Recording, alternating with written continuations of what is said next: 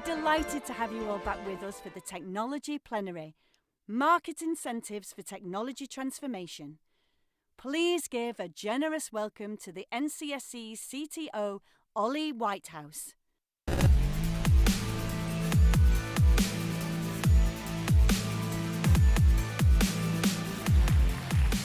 Okay, good afternoon, everyone. Lovely to see you've made it so far on day one, and on we push. So I'm going to take us through a bit of a level set on the challenges and build some of the technical depth of what we've heard earlier in the day, and then I'll outline the opportunity and then the imperative on us all if we're to achieve ultimately what we aim to. I think if there are three things that you take away from this talk, they're this. One is that we do need to prepare for a world that we're not going to be able to understand because of its complexity. And that is quite a mind shift from where we've been historically. The second is that secure foundations and the market incentives for those secure foundations are going to be crucial if we actually want to achieve the outcome that we seek. Without that, nothing changes, and we repeat for the next 40 years what we've done to date.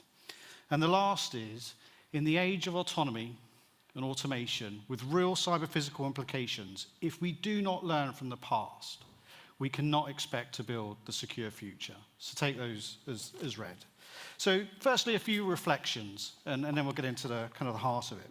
So firstly, I think we would all recognize that we're living in this kind of slightly alternate and exciting world where science and technology continue to evolve and accelerate in terms of what they're able to achieve and deliver for us. And that all has increasingly cybersecurity implications. We heard this morning how interconnectedness is driving that, but we're also seeing the melding of domains that we have not historically seen through that scientific innovation and evolution.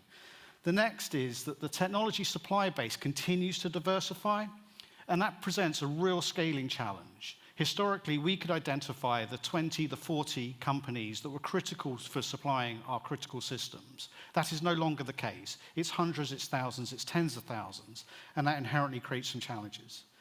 And investment continues to grow, making the ability to concentrate on those companies increasingly limited. So that presents a number of key challenges. So the first is, how do we address the past, the technical debt that we're carrying as a country and that our supply chains are carrying? And then, how do we adopt the future in a more secure way? So a quick retrospective on the previous year and some highlights.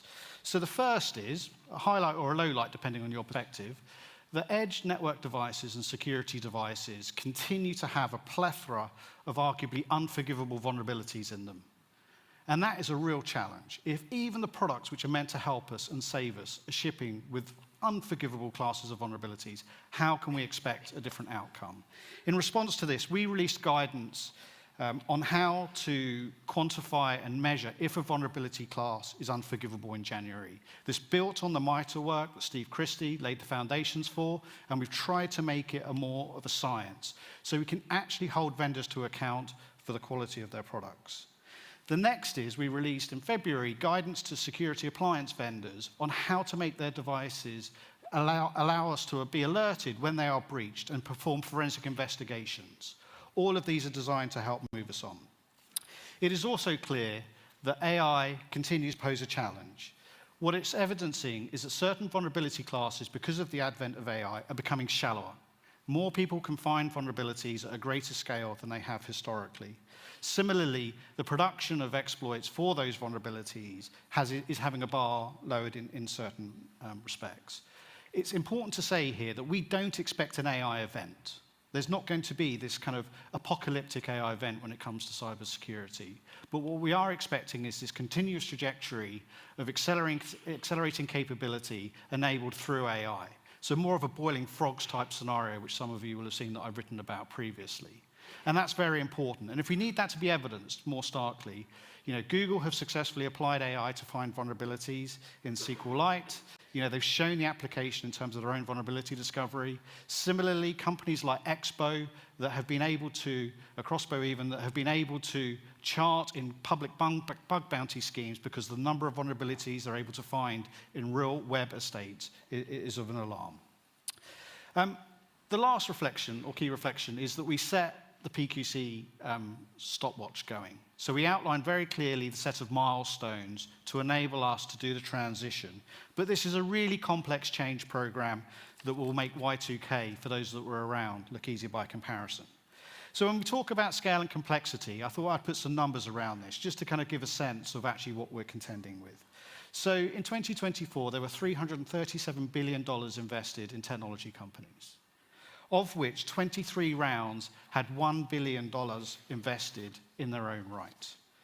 When we look at the adoption of SaaS within companies, we now see that that market is $247 billion being spent on software as a service in the ecosystem.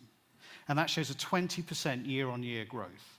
So again, if you don't get the sense that these are growing at exponential rates, then I'm not sure what will present that. When we look at the adoption of SaaS now, the average company is adopting 112 different SaaS applications, and that's up from 80 in 2020. So again, the supply chain is becoming so complex, and it's all online, and it's all interconnected, which kind of evidences some of the unique challenges that we have to face. So a year on from CYBERUK 2024 and the market incentives piece, which I trailed then, what have we kind of realized? So when we look at the security of products and services, we now recognize that in the whole, it is not a technical issue. We know how to build secure technology, ultimately. What it is one where the ecosystem has the expertise, they have the skills, but the market does not currently support and reward those companies that make that investment and build secure products ultimately. And that means that the risks of that are borne disproportionately by not the people making the technology, but by their customers, by society, and by governments as a whole. So we have a non-functional market when we look to. So when we need to build an ecosystem that's capable of meeting this modern threat, we have to find ways where we can incentivize those vendors to be rewarded for their hard work, for those that go the extra mile, for those that build the secure technologies which our foundations are going to rely on in the future. So how do we allow them to build that competitive advantage and unlock sustainable corporate growth instead of being penalized, which is the reality today, against those vendors that can sell for cheaper, that can be more aggressive in the market? So we're committed with working with our government partners, our international partners, and with industry to change the fundamentals here. So those that build secure technology make prosperous companies. They make celebrated companies, and they make successful companies ultimately. Because without that, nothing changes, and we repeat the last 40 years.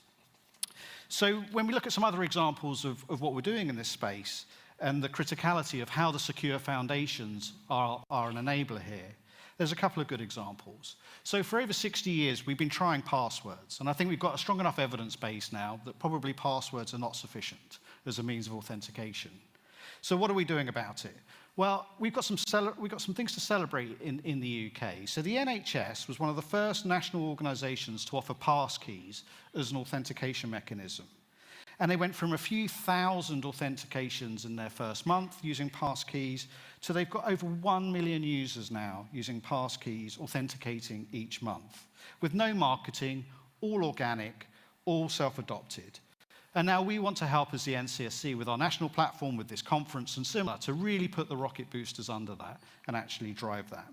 So we've been working with the government's digital services, obviously also known as GDS, and later this year, you will be able to log on to Gov.uk with passkeys, again, as our signal as a commitment to this new way of authentication. We've worked with DSIT on updating the government guidelines for authentication so that government services can be confident that they're not going to get the policy police to come around and tell them off for having this new and alternative way on offer.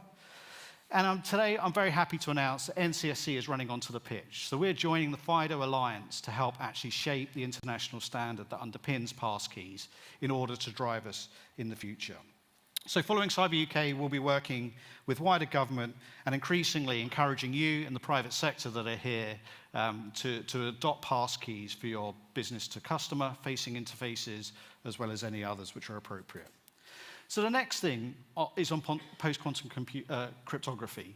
And as I mentioned, we set the milestones, but we identified that there was a gap.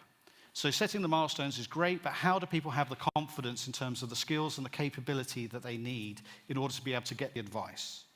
So in March, we released the guidance, and then today we announced that we've launched the new post-quantum cryptography consultancy scheme. There is information on the website, and applications will open from mid-May. And our intent here is to allow companies, organizations, and government to get the skills that they need and rely on the NCSC trusted brand to understand that these people really do understand cryptographic architectures, they do understand post-quantum cryptography, and they can help provide you credible advice to help you manage that very complex migration over the next decade.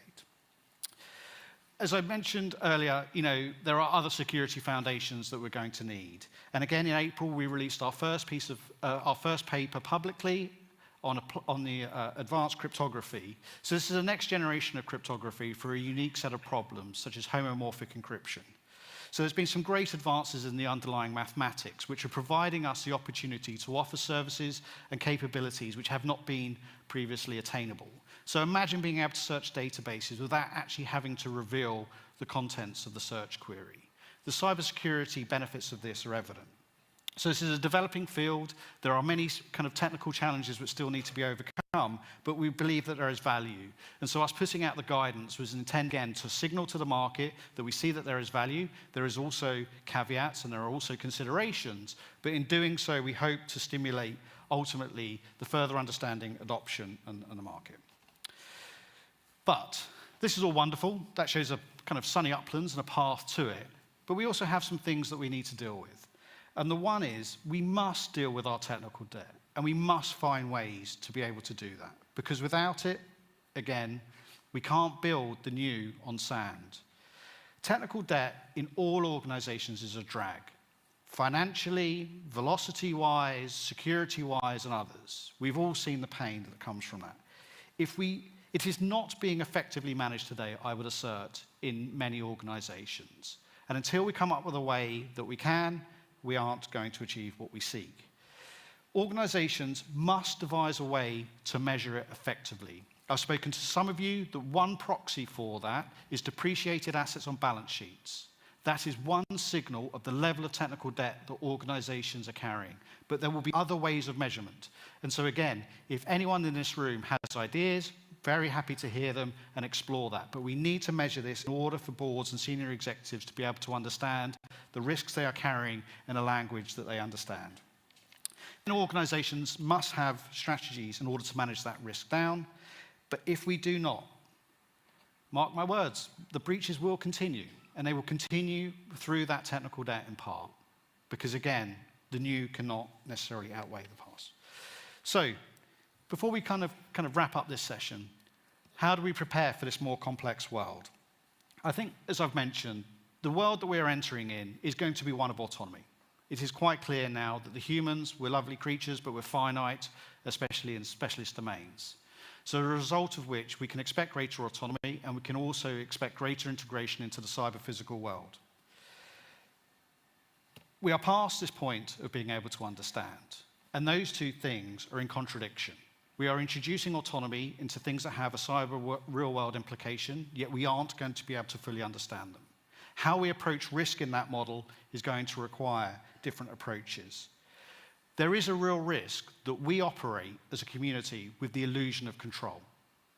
And so actually designing systems that we cannot control, that we cannot understand, but we are able to build sufficient resilience in, is going to be important.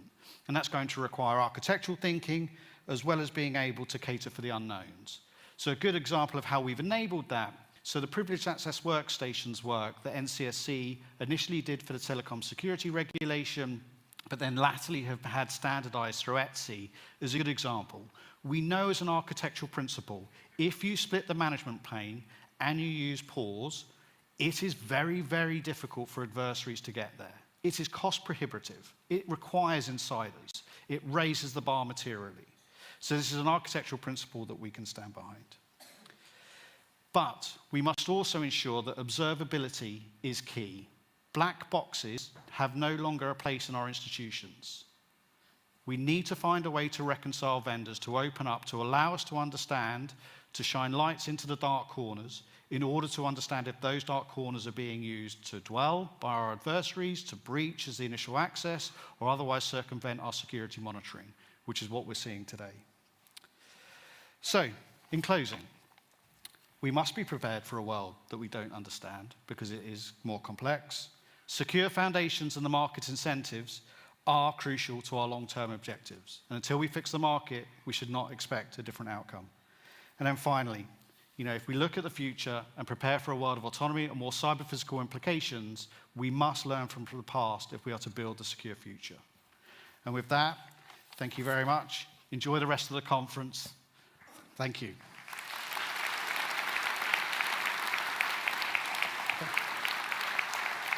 Okay.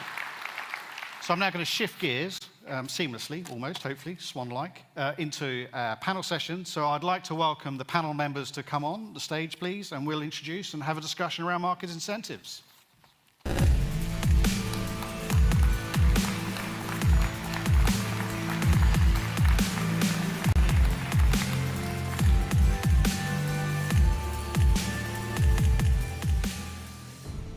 Wonderful. Okay, well, thank you very much, everyone. So we're here to talk about market incentives for technology transformation. So I think, as I've trailed here, if we don't fix the market, we can't expect necessarily the different outcomes. So we're going to have 3 sections on this. The first is understanding the problem, and we're going to introduce the panel. We'll then dive a little deeper, and then we'll do a call to action and arms, where we'll really nail how we're going to solve this in the next little while. So as the panelists, I'd like to introduce, so we have Emma Smith from Vodafone, we have Stuart from Google, we have Bridget from our Canadian counterparts, and then we have Ben from Sage. So we have a good representative panel of colleagues to discuss on this. So firstly, I'm going to ask a general question and ask them to introduce themselves and their role. So it appears there's currently no ROI for cyber resilience. Profits depend on performance, reducing costs, time to market. Currently, vendors actually maximize profits by ignoring security guidance. Do the panel agree with this statement? Emma? It's hard to say yes to that, so no, Ollie. Hi, I'm Emma Smith, Cybersecurity Director at Vodafone. Sorry, my mic's come off. I also look after technology strategy and IT architecture, which is helpful in the context of this discussion. There's quite a lot to unpack in what Ollie said and his introduction around market incentives and ROI. Vodafone, a critical national infrastructure, we're a large connectivity provider across Europe and Africa. And so for us, security is not really about ROI, it's just what we do, it's part of our core purpose. We play an important role in society, connecting people, and the security and resilience of that connectivity is absolutely vital. So we don't tend to think of it as an ROI topic. However, we all know there are market incentives and levers that drive change across society and across the ecosystem. And us understanding what those possible levers are to drive right outcomes is super important. So I think we'll unpack a bit of that as we go through the panel. I think we also should touch on some of the disincentives that we need to make sure are there, because let's not forget we're actually fighting cyber criminals and adversaries here. So how do we disincentivize the market for those players as well as incentivizing the people that are trying to do the right thing? So I think we'll unpack some of that as we go through the panel, but I don't agree with your opening statement. There we go. I always get to be the contentious one. Anyway, Stuart, please. I'm with Emma. I don't agree either. I've just come back from RSA, and seeing the amount of organisations there, both vendors and purchasers, you see that it's a vast market. And yeah, look, there's some organisations there who are rushing to get their product out. They're in that client acquisition phase, and that happens everywhere. That doesn't just happen in cyber. We see it with, food delivery services. You want to grow and then think about, how you maybe make yourself more resilient. But when I look at all those organisations, most of the big organisations are there to meet our clients and find out what our clients want and what they need. So Emma can come and meet pretty much all of the, the product development team at Google. Oh, sorry, I haven't introduced myself. I'll do that in a sec.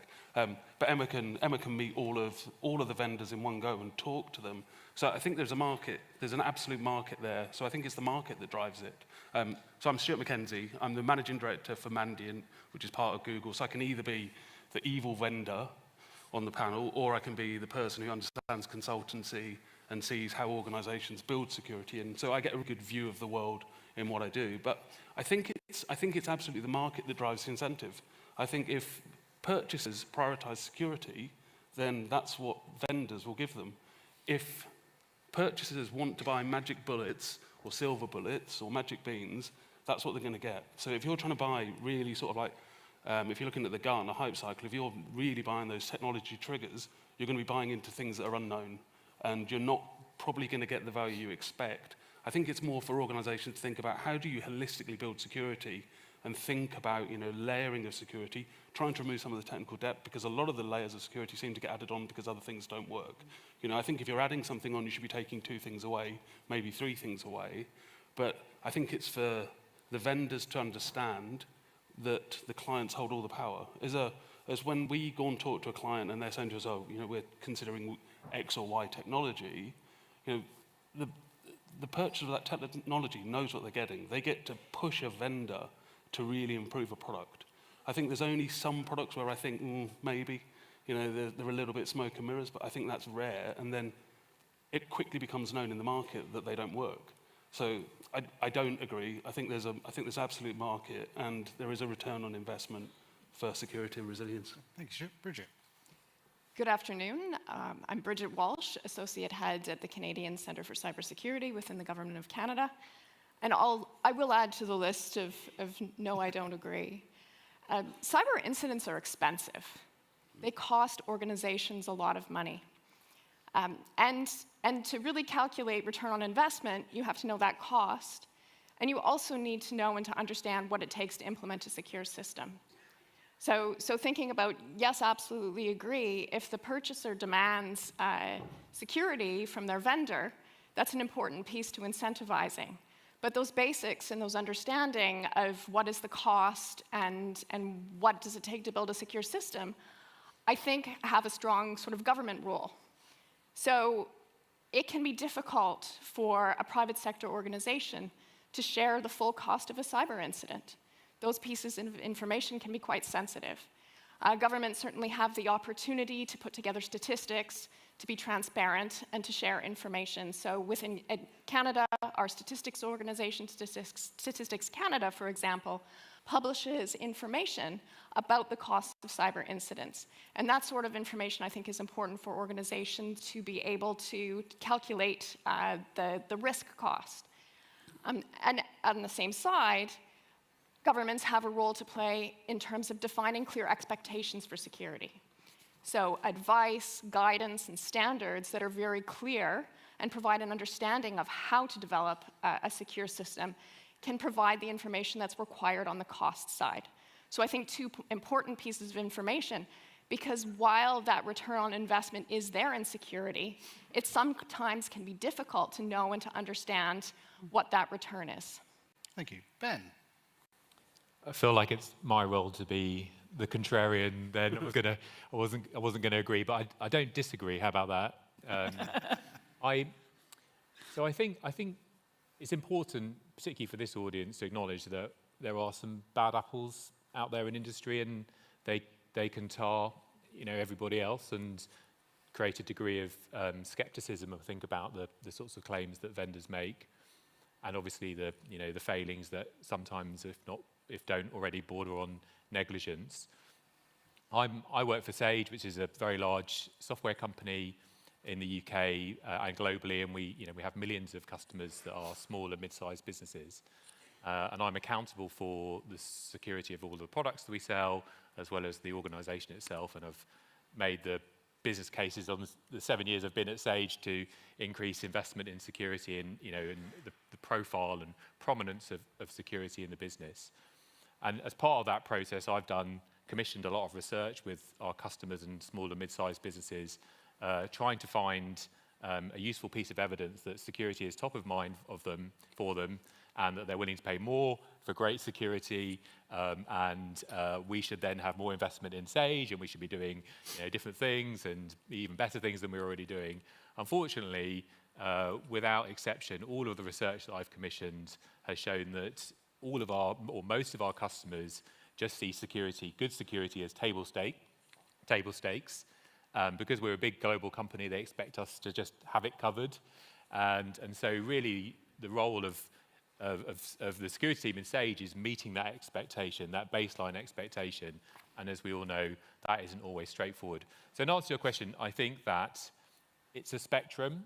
There are certainly organisations out there who are cutting corners knowingly and putting their customers at risk knowingly. But I think the vast majority are just grappling with all of the problems that the panel have already outlined, and and in an arms race at the same time. So I think it's a complex picture. Very good, thank you. Okay, Stuart, so turning to you, are the incentives for product vendors any different from system operators? Yes and no, I think. So I think we're going to answer every question like this. Certainly for us at Google, as a systems operator, we use our own technology. So all the technology we run internally is like Gmail for obviously mail, but our security products are the security products that have been built on the back of our breach in the Aurora. And I think we've learned from that, and we've built really strong technology around it. So everything we have, we call it dog food. We dog food our own products. And so the SIM products we have are the same ones we use. The zero trust architecture is the things we suggest to people. So I think maybe we're in an unusual position as being a systems operator and a vendor. But I think for the role of a systems operator, someone who's actually running technology, they've got the same goal in mind. No one wants to do a bad job. I don't think I've maybe done 25 years in security. I've done probably now 16 in consultancy, and I've probably only met 2 organisations I thought were negligent in all that time. And one of them, they sacked the CISO very quickly and got someone better in. But I think whether it's a systems operator or a vendor, everyone's trying to build the best thing. We're trying to, I think Ben said it, there's a market out there. We're competing, it's an arms race. So I think when you're a systems operator, you're quite often thinking about what you need to build and how you layer that security. You've got to look at the variety, because we're not monolithic. No one's buying security from one vendor. So you have to think about how do all these things knit together. And I think from a vendor's perspective, we're trying to build the world's best technology.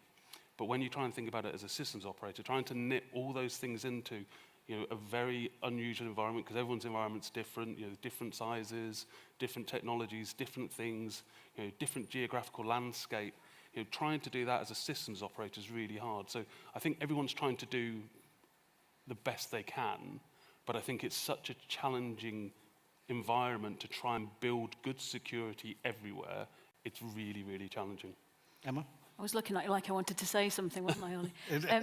Just to build on that, I do think there's a huge amount of duplication, though. So as a purchaser of a lot of security products, as I'm sure there are many here today and those watching, there is a lot of duplication, because with every product I buy, I'm testing the security of that product, I'm implementing it and configuring it in a way that it's secure, and then I'm regularly pen testing, trying to find vulnerabilities, working with the vendors.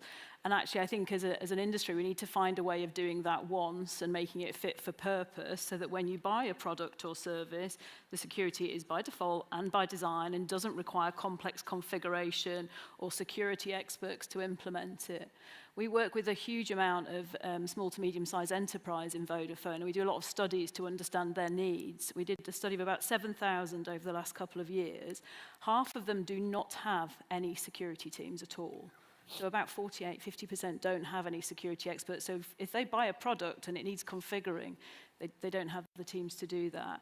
And 61% of them said that security is far too complex for them to be able to manage. So I think we've got to change the way the current market is designed and operating for the users and consumers of products and services. It's a good challenge. Anyone else want to come in on that? Bridget? Yeah, maybe I'll say, when I look at the difference between a system operator and a vendor, a lot differs in the way of how incentivization works right now in terms of different legislation and penalties that exist. So when you think about a system operator, for example, quite globally, there's a lot of privacy legislation that exists.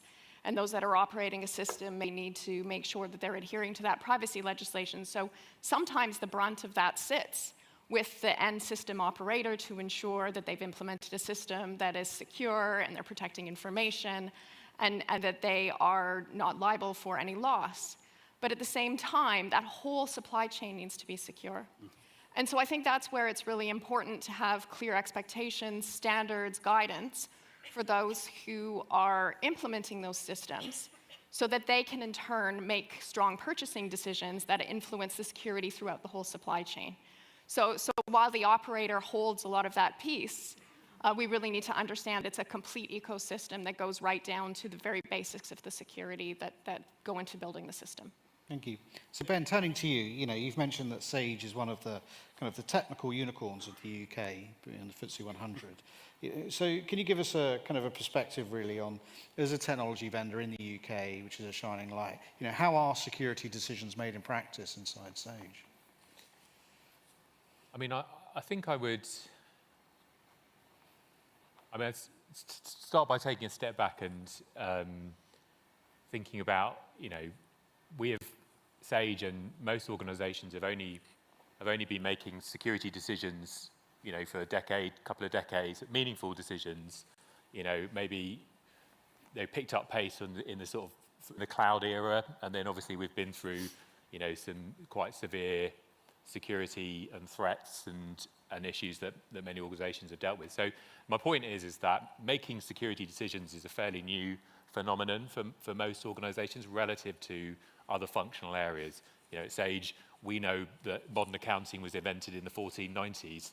So CFO, the modern CFO has a lot of history that their role and the way they operate in a large organization is built on. So we don't have that heritage in security. So how we make security decisions, I think, is very different in different organizations. I think the other thing I'd say is, how does your organization make decisions? There isn't, again, a right way or a wrong way necessarily. There isn't a cookie cutter version of that.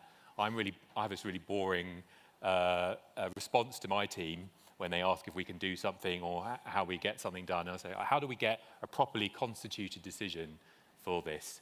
And by that I mean, if this is something that is meaningful, will have an impact, require investment, make people need to change how they do something, maybe delay the business doing something else that it thinks is important, then we need to make sure that the decision that we make, the security decisions we make, are properly constituted, i.e. they have the right buy-in, the right authority so that they endure, rather than a shortcut that gets us somewhere tomorrow or next week, but then quickly unravels when the business sort of, the tissue rejection kicks in. So I do think, in Sage, for example, that I put a lot of time and investment in those fully constituted decisions.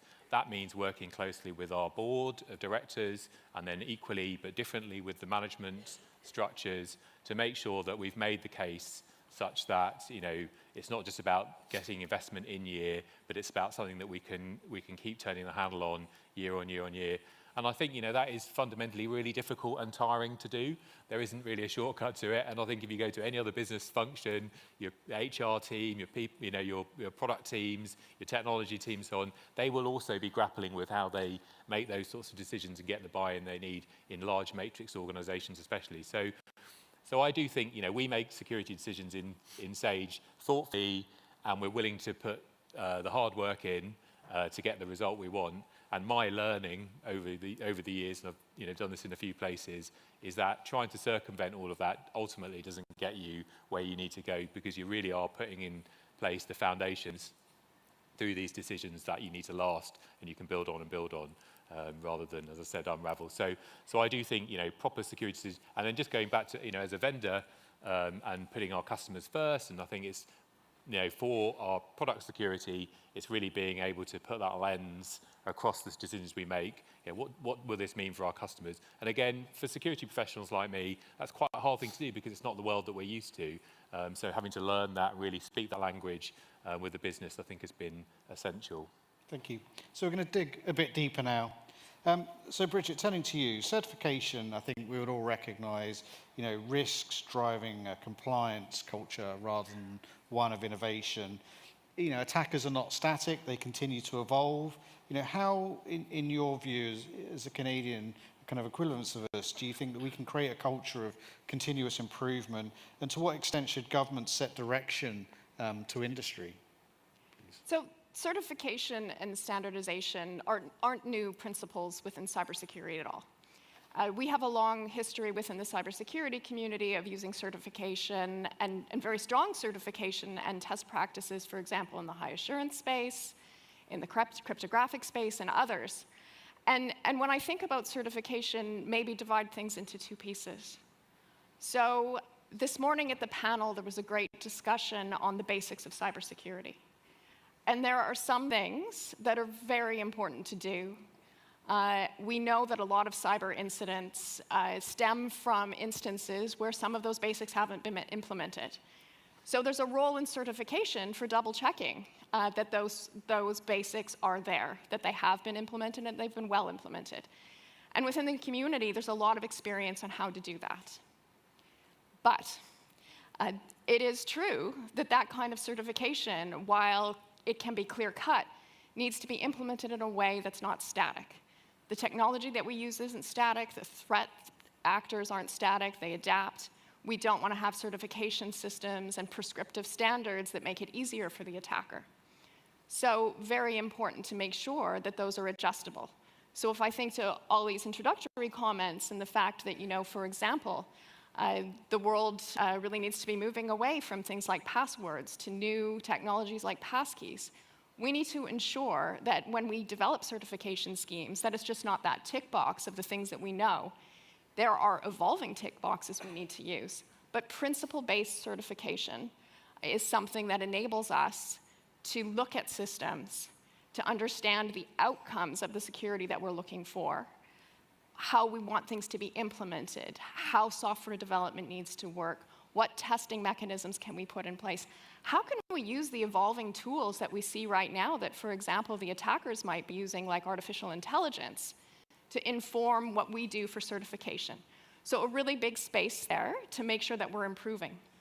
When I think to the role in government, of course, there are standards bodies that exist independent of government, but within government, we've always taken a strong role in setting standards and contributing to standards, but in also setting certification where it's very important.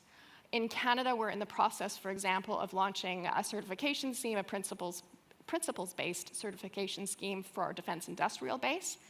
So there's a lot of space there for governments to sort of take a leading role, but also recognize that there are many certification systems and standards that exist within industry and different sectors, and to work within those so that there's kind of a common set of principles. I know that if there are too many differing principles, it can be very difficult to implement all of them. Sometimes they could even conflict.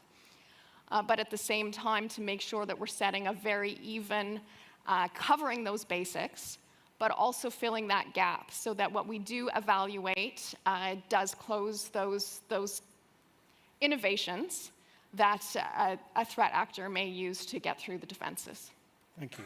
Stuart, do you have a view? Yeah, I think so. I'm really pro the government intervening here in providing advice and guidance. I think it's really, really helpful. Emma touched on it about the duplication of effort. I think there's some things that are really hard for boards to get their head around.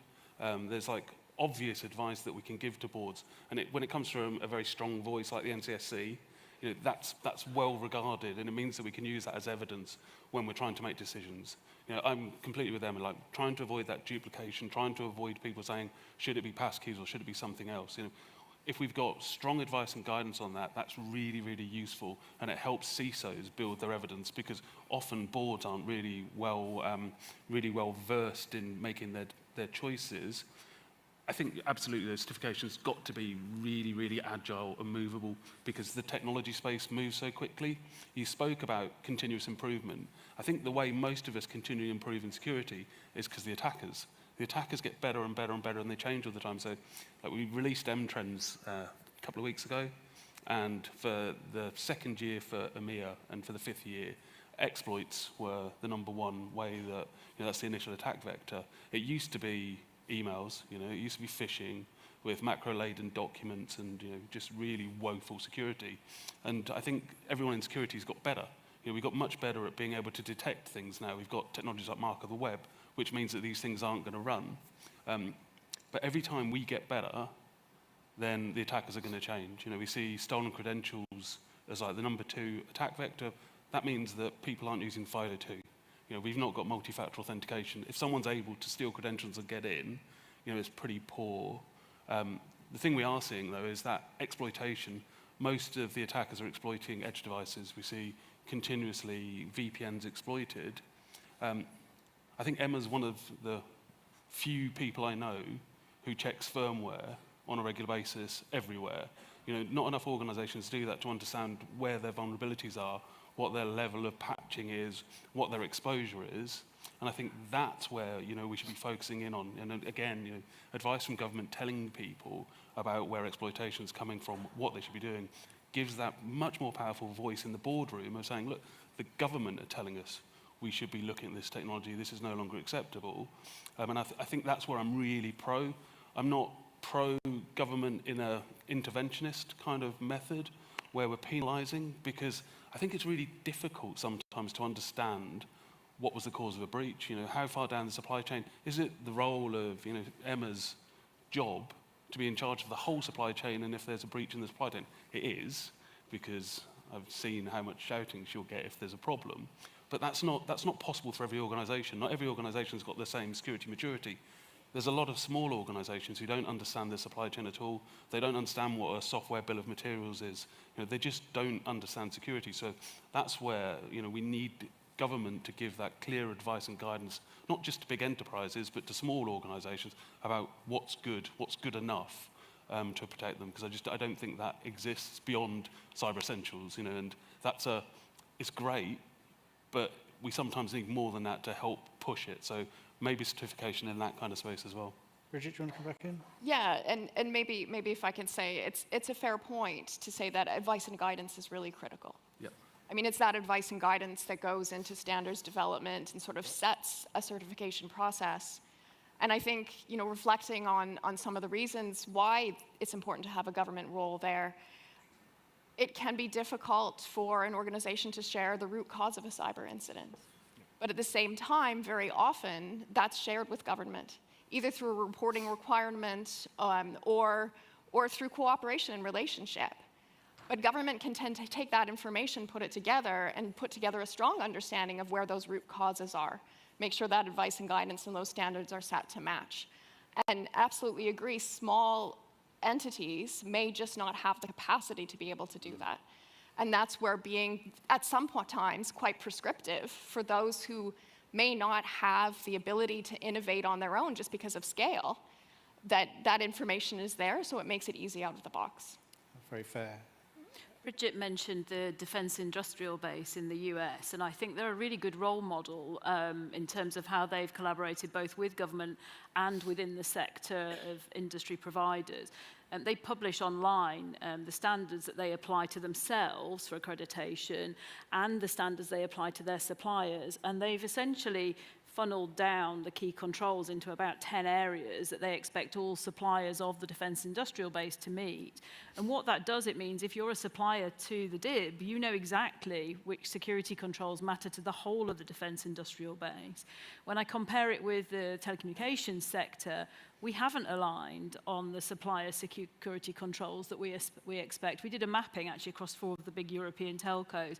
There was about an 80% alignment, but we each had about 100 requirements that we expect of our suppliers. So we're not making it easy, actually. Think about the levers that we've got. And so I think there's some opportunity for us to simplify the way there are a number of key controls that we all know mitigate significantly more risk. And actually, if we align on those and make sure we're equally pushing them down to the supply chain and holding ourselves to the same standard, it starts to make an inroad into the risk. Very good. And it was shared on the Chatham House, so we can mention the thing, but not attribute to the person. But one of our international partners yesterday shared, they said, you know, always the risk with a checklist compliance-based culture is governments feel good because we're doing a thing, companies do good because they have certainty, but attackers love it as well, right? Because they understand the watermark they need to hit and just be slightly higher. So there's a lesson there. So Emma, kind of turning to you, you know, I asserted in the kind of the preamble that certain vulnerabilities are unforgivable, or certain failings are unforgivable, and I assert that. I appreciate those are not your words in the modern age. But, you know, if that were true, and feel free to disagree, you know, to what extent do you think that it's a time where we should start to consider penalising what are indefensible or otherwise avoidable issues? So when I first read the question, I had an allergic reaction to it because it has a lot of judgment laid into the question. And I think judging each other when it comes to security is a risky business. And actually, it's really tough for all of us, vendors, defenders, everybody. So putting that to one side. I think the key is that organizations that are producing technology, especially those that are really pushing the advancement of future technology, are prioritizing getting security by default built into products, and that they've got a really good life cycle for maintaining those products and services. It shouldn't be left to organizations like all of ours to identify vulnerabilities in products that we're all using, because actually, as you articulated in your opening comments, if they're engineered in the right way from the get-go, the product works better, it's cheaper from the get-go, it's more effective, and we don't end up in a perpetual life cycle. The part around forgiveness and what's unforgivable, I think disclosure is really important around vulnerabilities. So I think vendors that identify vulnerabilities need to be proactive. They need to learn from it. They need to address the root cause of how the vulnerability got there, and there needs to be transparency so that organisations can make risk-informed decisions about the actions that they need to take when there are vulnerabilities. Now, I realise to your previous point that does give an insight to attackers as well, but actually unless we know about vulnerabilities in software or technology, it's very difficult to manage them as organisations consuming those products. Really good. Anyone else have a view? Ben, please. I mean, it's obviously complex. You can't hold, you'd be wary of holding a company to a 2025 standard for products or technology that was built in 2005. We have some products in Sage that were built in 2005. But a company that is releasing software today that has SQL injection vulnerabilities in it is unforgivable. I think we have there, even the tooling and the capabilities that you need to find those vulnerabilities are now pretty commodity, as are much of the skill sets that you need around it. So obviously, and it depends on the size of the organization and what exactly they're doing, what sort of software they're creating. But I do think you could be quite straightforward on that. You should not be releasing software that has a value carrying or transactional value that has basic discoverable and fixable vulnerabilities in it. Obviously, there's a lot of complexity with the last 10 years of technology that we've been building. But I do think, you can still put, a marker in the sand on some of this. Thank you, Stuart. Yeah, look, I'm really not a fan of penalties.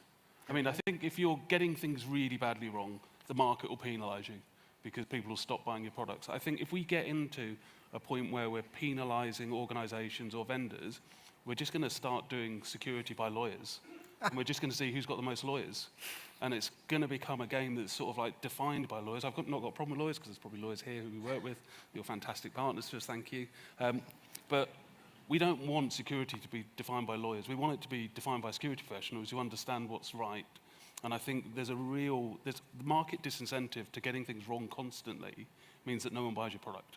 You'll go out of business, or you should go out of business. And we've seen that happen before. We've seen people lose market share because their products aren't good enough. But honestly, I think that we risk having our space defined by someone who's not an expert. And I think it's much better for it to be defined by us. Fascinating. I love the fact you called lawyers not experts, but let's see how that works out. Bridget, any views?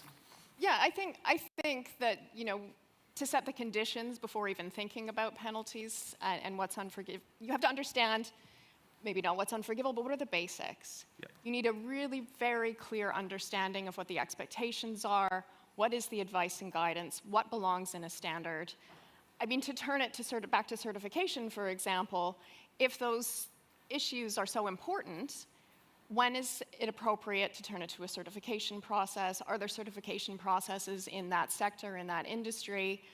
But to be fair to those who are purchasing, if I think back to the fact that sometimes it's a system operator who may bear the brunt of even the economic cost of a cyber incident, how do we make sure that they have enough information so they can bake it into their procurement process, so they're not buying products, so they know the expectations, they're not buying those products that may be unsecure? So it's a pretty complex space.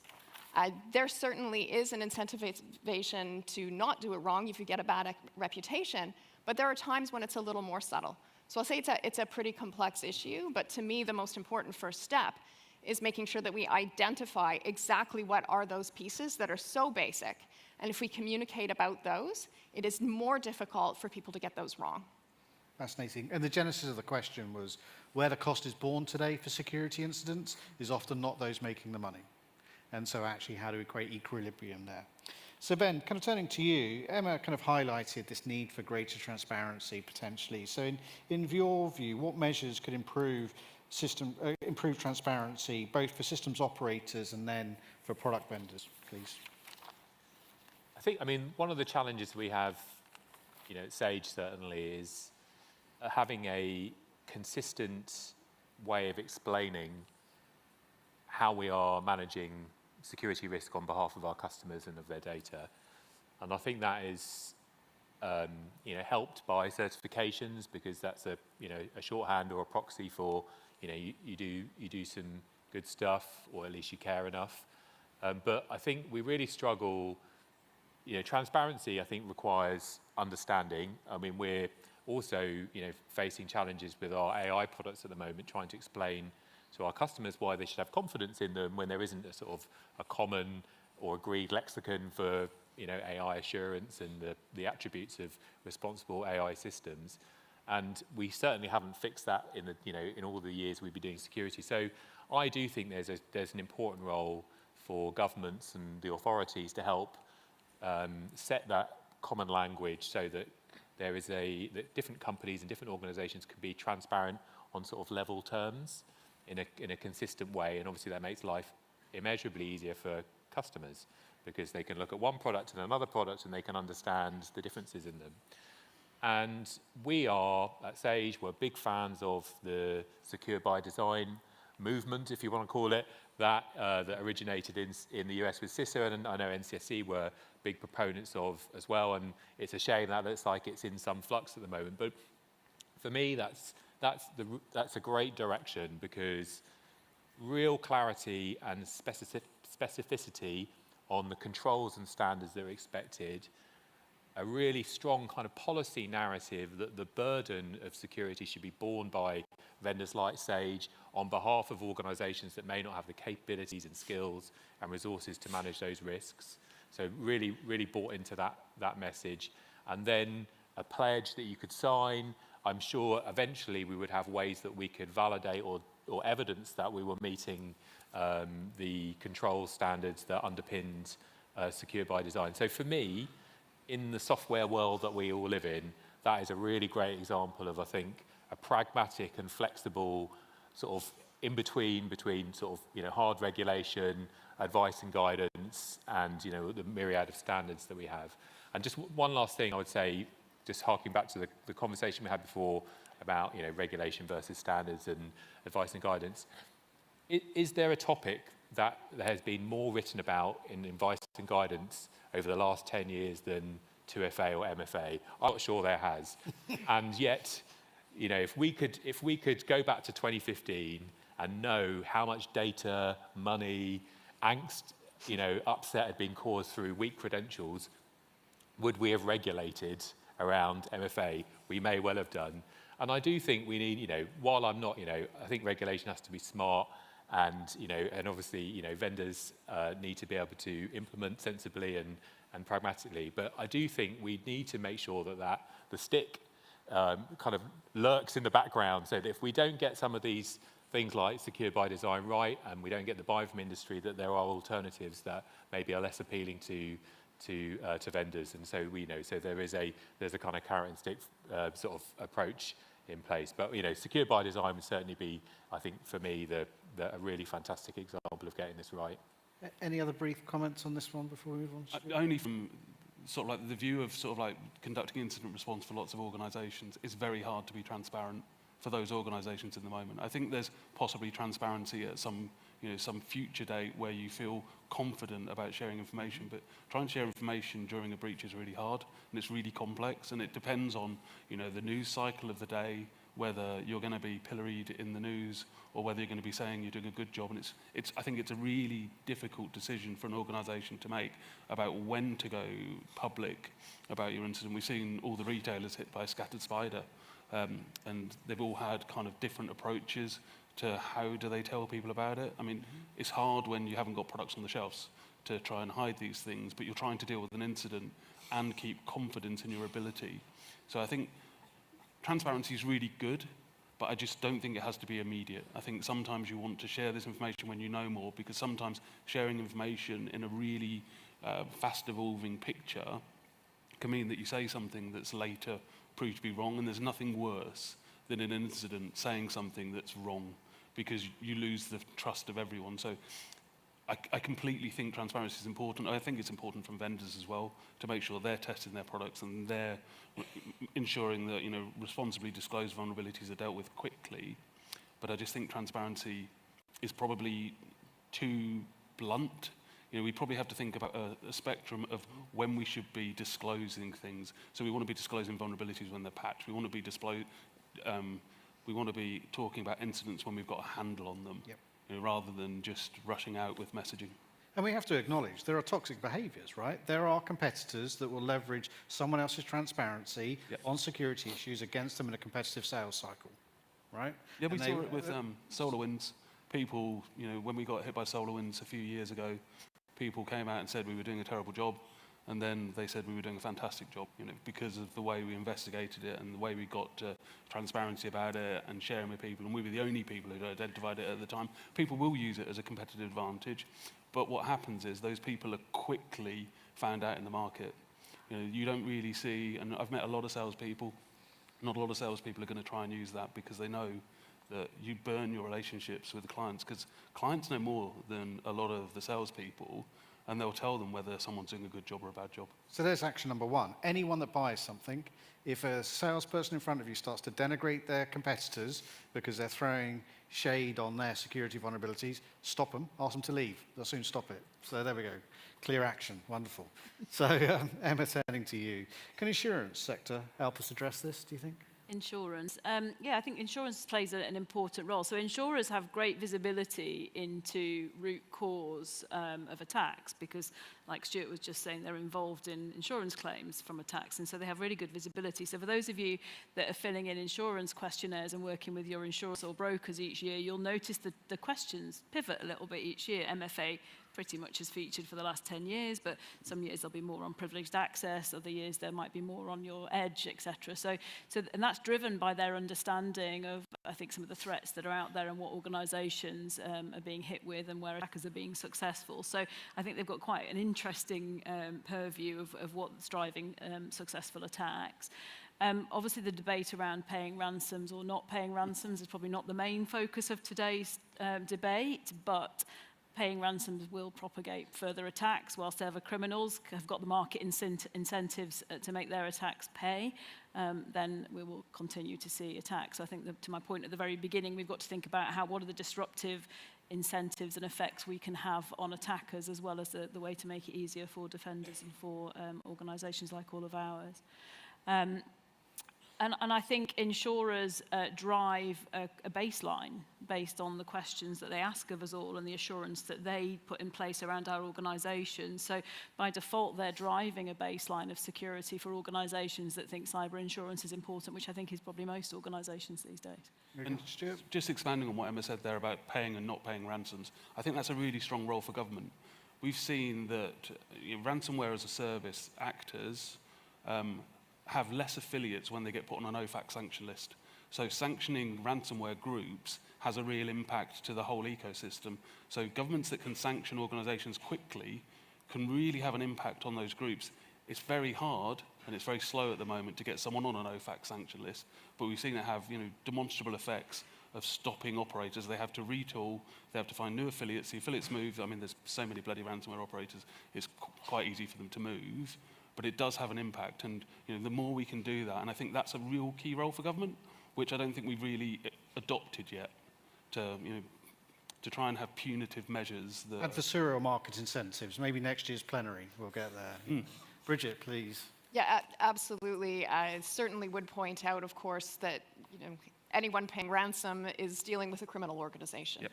and you have to keep in mind, are you paying this, making this payment, and trusting them.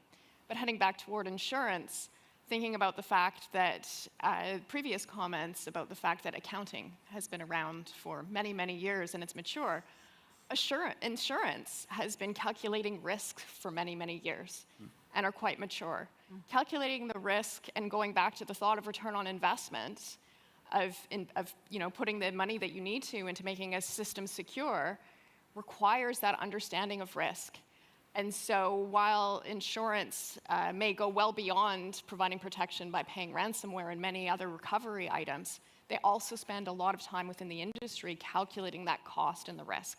So I think a really important role for the industry to play in helping to inform where that investment can be, and of course, in a compliance piece, whereas any company that is implementing and getting insurance is going to be meeting those minimum requirements of the insurer. Thank you. And I think, when we think about insurance also, we're all used to getting kind of professional indemnity insurance or having people that supply us services that. Today, we don't do that for those that write software.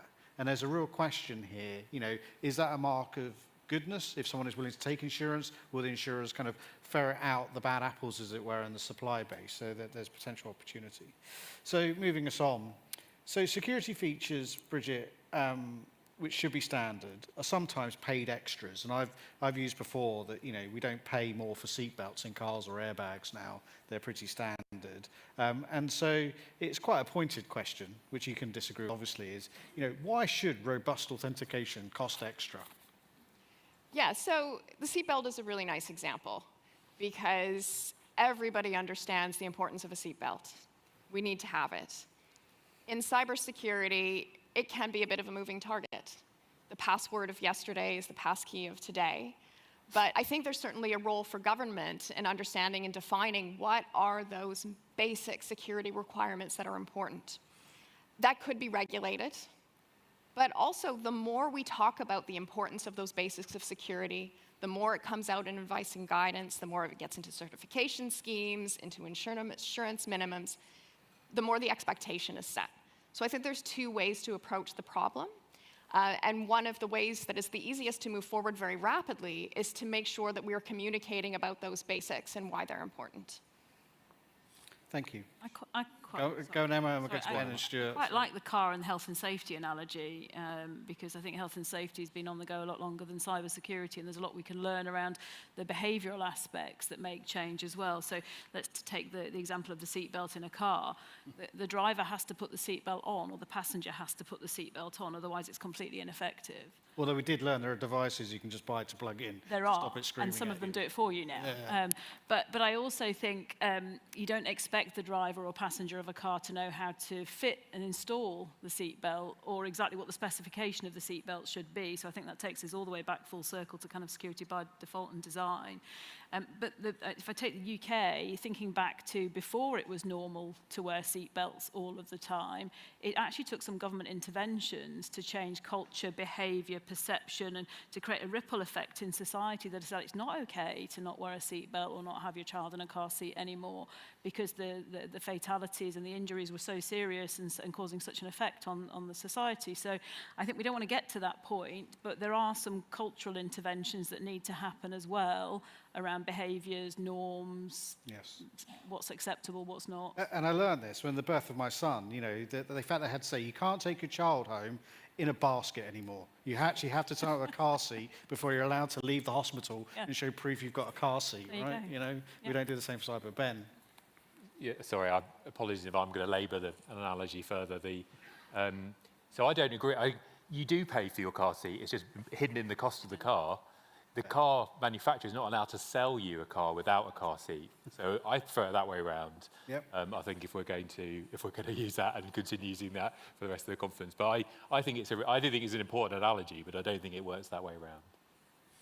But that's a really powerful point, right? So if we're saying that really you should not be able to sell a product or a service which doesn't use MFA by default in the base price, then that's our expectation. But I think we require consensus of this room that that's what we expect. Stuart, please.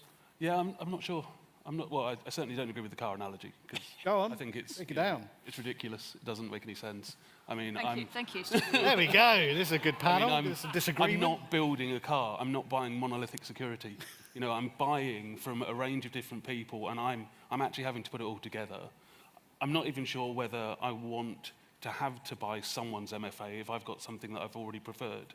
So I think we maybe risk increasing costs for organisations because they're going to pay for everything 2 or 3 times because everyone's going to implement something. It should always be that it will work with two-factor MFA or something else, that we've got to have those sort of like plug-ins to things to make sure we're getting it. Otherwise, we're just going to, we're in a world where we'll end up with a single vendor supplying everything to us, which we don't want. We want resilience through the system. We've seen that this whole topic is about resilience, and resilience is really important. So we want to build an ecosystem where things are interoperable, and that's where it's really important. I think if we try and say to people, you've got to do this, we probably end up down the wrong path. And I think you hit on a very important nuance there, and I think we are saying, you should not be able to sell a SaaS that does not support enterprise integration in the base product. Exactly. You can't charge me extra to do that because that's how I get my MFA. So I think it's a very fair challenge and a good challenge. Thank you for that, Stuart. Okay, so driving us home and almost perfectly on time, bizarrely.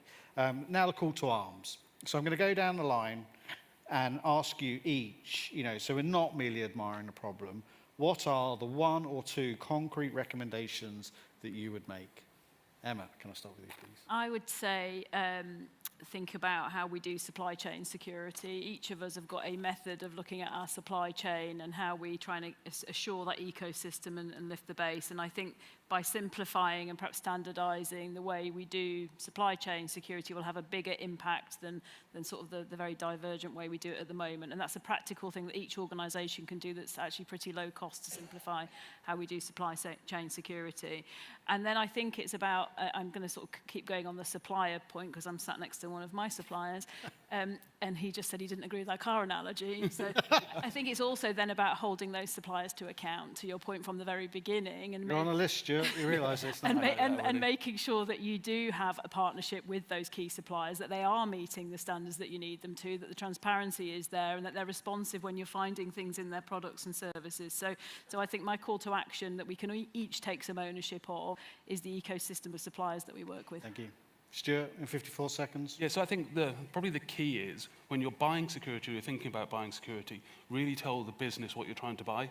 So often I see organizations starting out with this idealized thing of what they want, talking to someone about what they're going to get, and then by the time it's gone through the procurement system, they've lost a lot of the features, they've lost a lot of the deployment integration, they've lost a lot of the training, and they don't end up with the thing they want. I think you have to, it's got to be robust for the organization to tell the business what they want, and for security people to stop having things taken away from them, because it just makes it much, much harder. Thank you. Bridget. I will build on the thoughts on supply chain because it really is a chain that sort of builds the security. Systems aren't built on one piece. So I think really incumbent on everyone in every piece of that supply chain to understand the requirements. So look at the advice and guidance, at the standards, at the certification programs. Build into your procurement and your requirements those pieces so that what you're buying is meeting those standards. And when we all do that, it sort of collectively drives. So if we are all seeking those minimum requirements to be met and those requirements to be exceeded and to look for strong, secure systems, it raises the bar across all development. Very good. Ben. I've just changed my mind, actually, what I was going to say.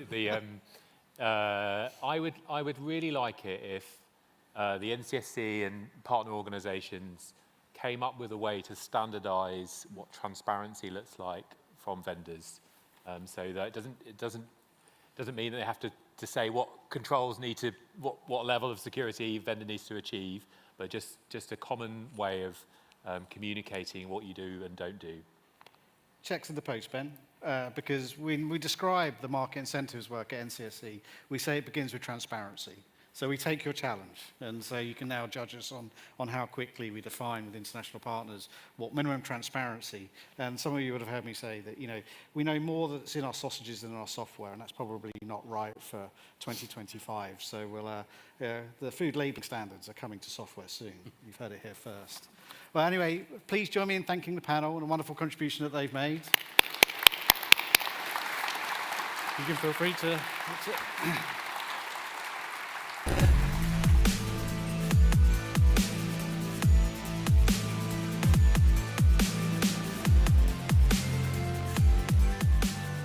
And now I get to introduce my colleague from the NCSC Management Board, Dara. So welcome aboard, Dara.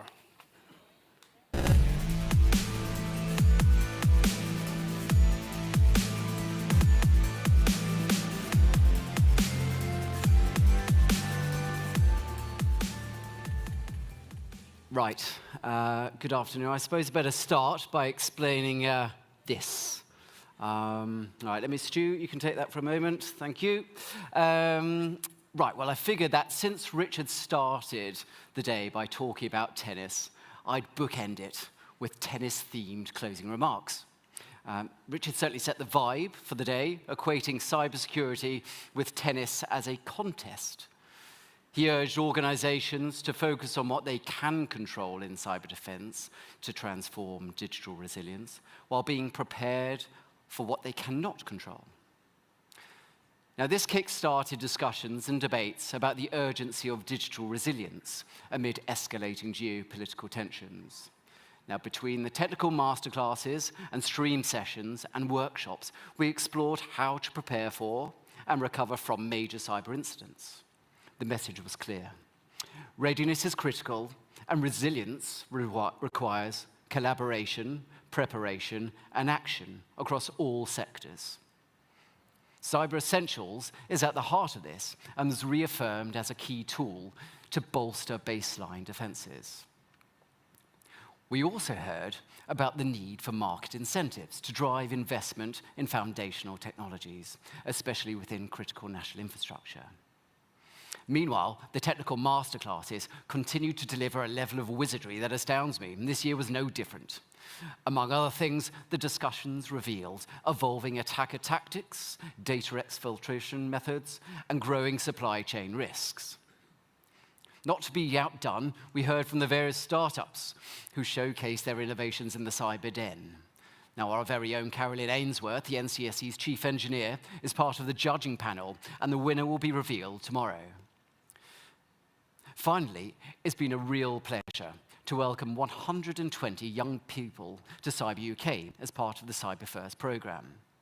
Now, they've been putting their skills to the test through a series of challenges throughout the day.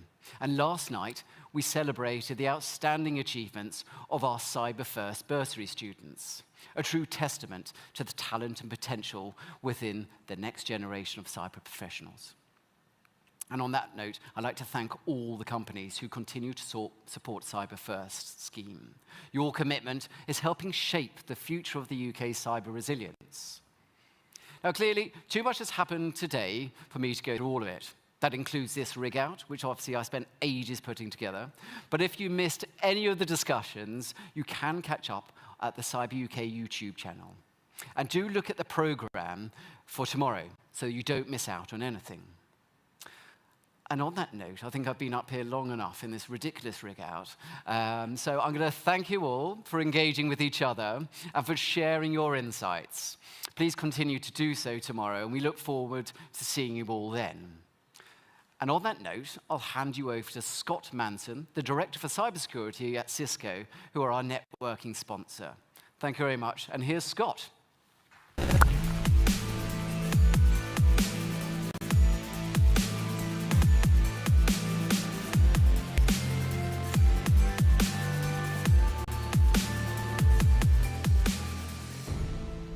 Good afternoon. So I've got the easiest gig of the day, introducing drinks on Cisco. It was not easy to follow that, that's for sure. But probably the easiest job to invite everybody for a drink. Obviously, and I'm not going to go into a pitch about Cisco security, don't worry, but I've kind of been waiting for market domination from Cisco and Splunk and Microsoft's better together story for too many years now. And of course, market domination is not what this conference is about as well. It's about the ecosystem that we all work within. And we're all part of that ecosystem, whether in academia, private sector, or public sector.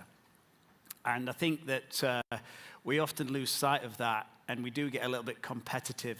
But ultimately, we are all on the same side, trying to make sure that we thwart those threat actors through our various different means.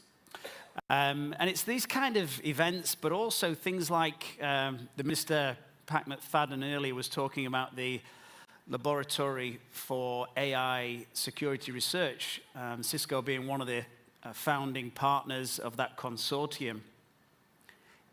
That particular consortium is about private sector, academia, and public sector coming together to try and come up with best practices, validate designs, new ways to be able to ensure we increase cybersecurity efficacy at the heart of everything that we do, and making sure that we stay on track, whatever that track may be. Globally, it changes consistently at the moment, doesn't it?